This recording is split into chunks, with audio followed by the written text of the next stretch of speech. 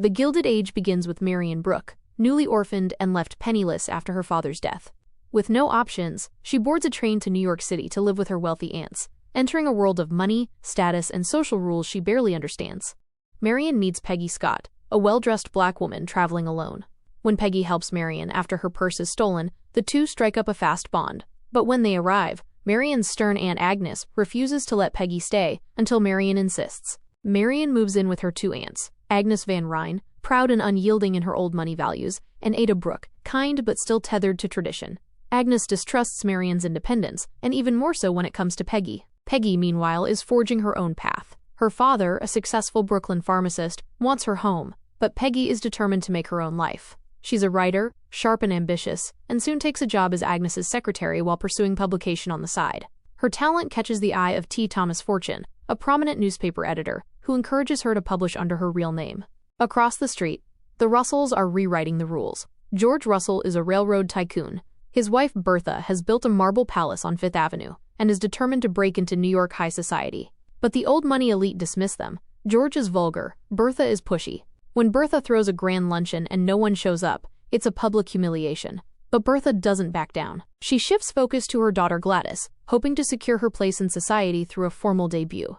But Gladys is treated like a child, kept isolated, while Bertha waits for the perfect moment. Marion reconnects with Tom Rakes, a charming lawyer who followed her to New York.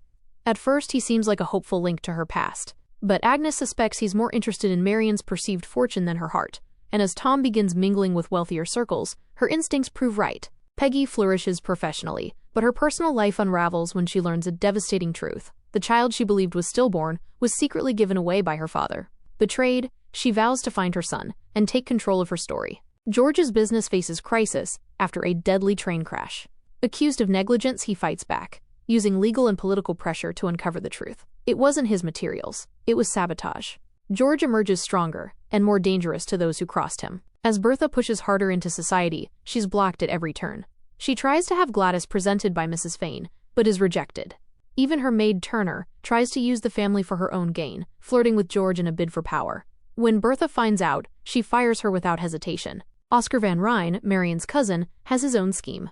He courts Gladys, not for love, but for her money. Secretly, he's in a relationship with another man, but society would never accept it. His plan walks a dangerous line between survival and exposure. The season builds toward Newport, where Bertha hatches her boldest move yet. She rents a mansion and throws an extravagant ball, only to be snubbed again. But then she forces the issue. She tells Mrs. Astor her daughter Carrie can't attend unless Mrs. Astor herself acknowledges her. Trapped, Mrs. Astor relents. That night, the doors open. Ward McAllister arrives. So does Mrs. Astor. Bertha Russell is in. Marion prepares to elope with Tom.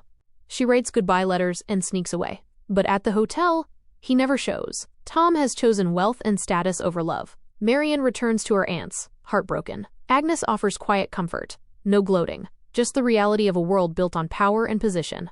The season ends with Gladys's debut ball, the culmination of all Bertha's ambition. The elite show up. The orchestra plays. And as the marble walls of Fifth Avenue shimmer with light, the old world shifts, making room for the new. Season 2 opens in the ashes of scandal, literally. A fire destroys the Academy of Music's Opera House, throwing the future of society's most prestigious institution into question.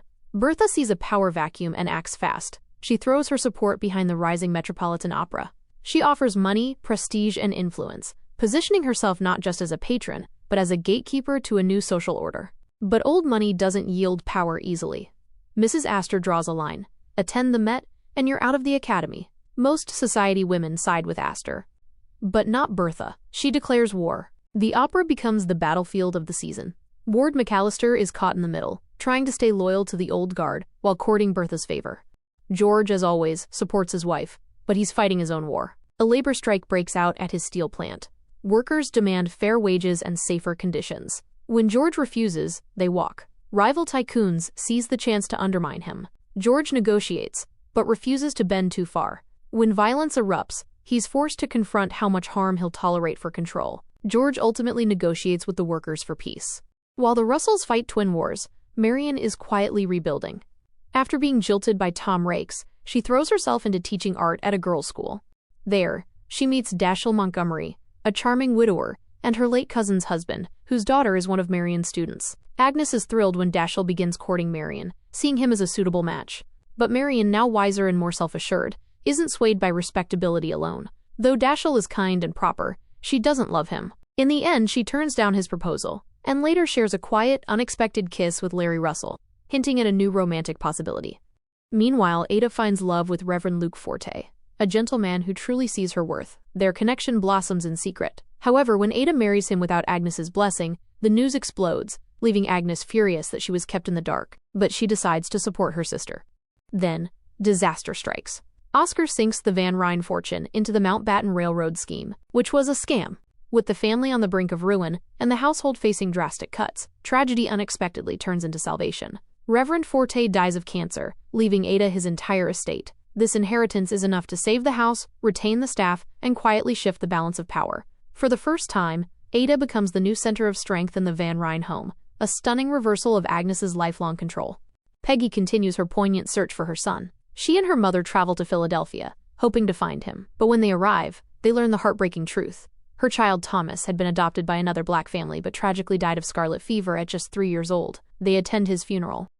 She returns home heartbroken, but funnels her energy into journalism, becoming a strong voice alongside T. Thomas Fortune. In Tuskegee, a kiss sparks between them, but when Peggy sees his wife and child, she walks away.